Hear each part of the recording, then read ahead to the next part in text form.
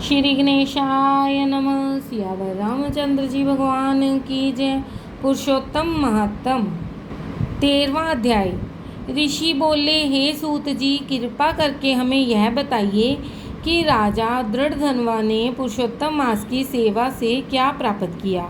अपना राज्य, पतिव्रता स्त्री, पौत्र आदि अनंत सुख एवं योगी जन दुर्लभ भगवान का लोक कैसे मिला।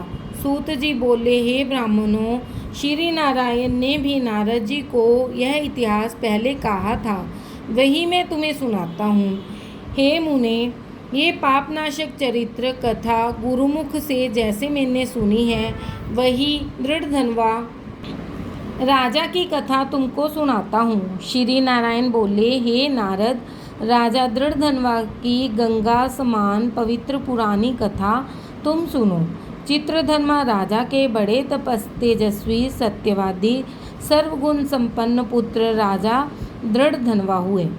उन्होंने चारों वेद बड़ी प्रसन्नता और चतुरता के साथ पढ़े। जिस प्रकार भूली बात दोहराने पर याद हो जाती है, इसी प्रकार गुरु जी से एक बार सुनने मात्र से आपने याद कर लिए।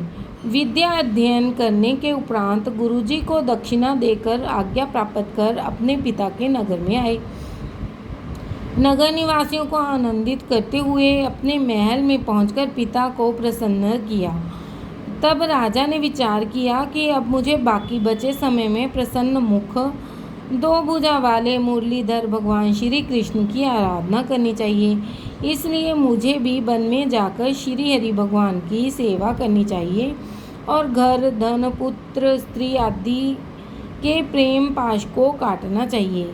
ऐसा दृढ़ निश्चय करके अपने योग्य पुत्र दृढ़धनवा पर राज्यभार छोड़कर वैराग्य धारण कर पुनः आप ऋषि आश्रम में चले गए। वहां जाकर निराहार रहकर सब कामनाएं छोड़कर राजा ने मन में श्री कृष्ण का ध्यान करते हुए तपस्या आरंभ की तथा राजा चित्रधर्मा तपस्या करते करते वैकुंठ को प्राप्त हुए। राजा दृढ़धनवा ने पिता के वैकुंठवास का समाचार को सुना।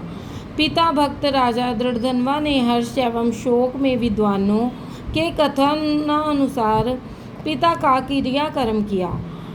पवित्र नगर पुष्करावर्तक में नीति शास्त्र में निपुण राजा राज्य करने लगा। उनकी सुंदर स्वभाव वाली विदर्भ देश के राजा की पुत्री गुण सुंदरी नाम की धर्मपत्नी थी। उसने 4 सुंदर चतुर पुत्र उत्पन्न किए और चारुमती नाम की एक कन्या उत्पन्न की। उनके चारों पुत्र माननीय शूरवीर थे। चित्रवाकु, चित्रवाह, मणिमान, चित्रकुंडल उनके नाम थे। श्री नारायण बोले, एक दिन रात्रि में सोते समय राजा विचार करने लगा कि यह सब सुख किस बड़े पुण्य का फल है। मैंने कोई तप नहीं किया, न दान किया, न कोई हवन ही किया। इस समय किसके पास जाकर अपने भाग्य का कारण जानूं। इस प्रकार विचारते हुए रात्रि बीत गई। प्रातःकाल ब्रह्म मुहूर्त में उठकर स्नान आदि नित्य क्रम किया। प्रातः संध्या कराते हुए सूर्योदय होने पर अर्घ्य देकर भगवत कृपा से ब्राह्मण आदि का स्वागत सत्कार नमस्कार दान आदि देकर घोड़े पर सवार हुए। राजा घोड़े पर सवार होकर शिकार खेलने वन में जा पहुँचे। वहाँ मृग, बारहसिंहा एवं अनेकों भयानक पशुओं का वध किया। एक मृग राजा दृढ़धनवा के बाण द्वारा बिंधा हुआ उस वन से दूसरे वन में भागने लगा। राजा ने भागते हिरण के खून की गिरी बूंदों को देखते हुए पीछा किया, किंतु मृग कहीं जाकर छिप गया। राजा वन में भटकते रहे। राजा को प्यास लगने लगी और वह व्याकुल हो गए। जल की खोज करने लगे, पर उन्हें एक बड़ा सा सरोवर दिखाई दिया। जहाँ जाकर जल पिया और फिर किनारे पर बैठ गया। राजा ने वहाँ एक बड़ पेड़ देखा और उस पेड़ से घोड़े को बांधकर राजा बैठ गए। उसी पेड़ पर एक तोता आकर बैठ गया। वह तोता मनुष्यों की सी बोली बोलने लगा। राजा उसे सुनकर बड़े आश्चर्य में पड़ा।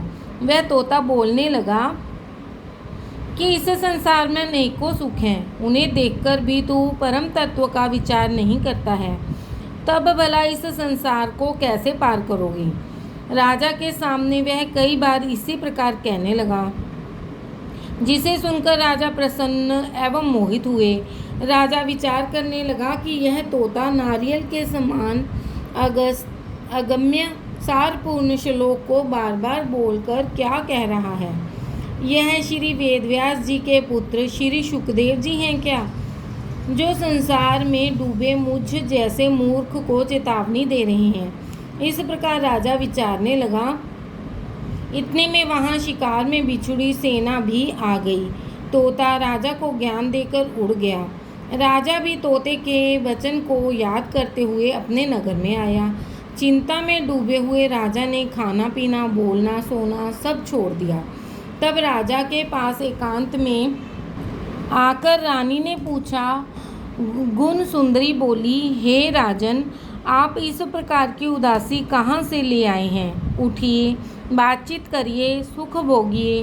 रानी के बार बार अनुनय करने पर भी राजा ने कोई जवाब नहीं दिया, क्योंकि राजा तो बार बार तोते के देवताओं के भी समझ में ना आने वाले सार गर्भित वचन याद करते थे।